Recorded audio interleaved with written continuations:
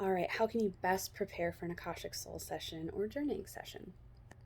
One of my favorite things to do, and what I would really encourage for you to do, is to kind of create space, between whatever you are doing and whenever you're going to start this session.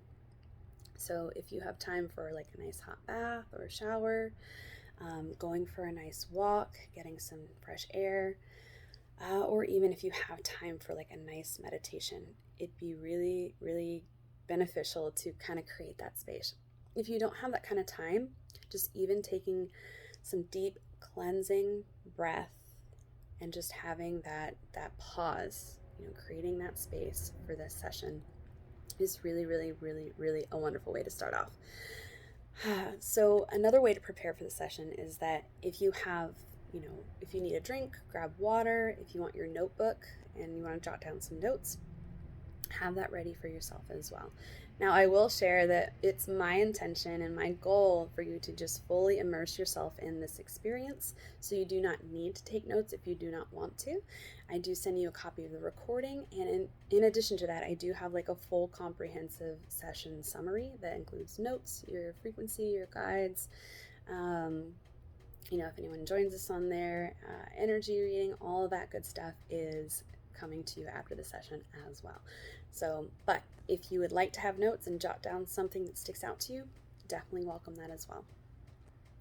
The only other thing that I would need from you, and I ask you to come with, is just getting clear on your intention for what you are wanting to find out, experience, explore in the session. It's also helpful to have questions as well.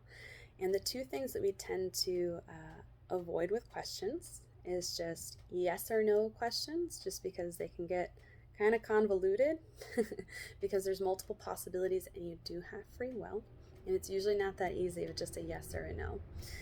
And then in addition to that, we tend to stay away from questions that relate to time.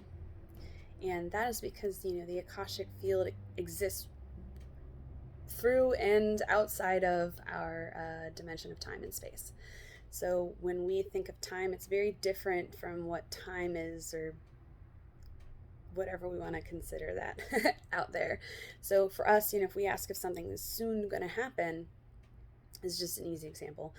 Soon to us, maybe a few days or a few weeks. Soon-ish there in our comprehension with their with the universal understanding could very well mean 4 lifetimes or 4 eons from now, for all we know. So we tend to stay away from time because it just doesn't translate the same.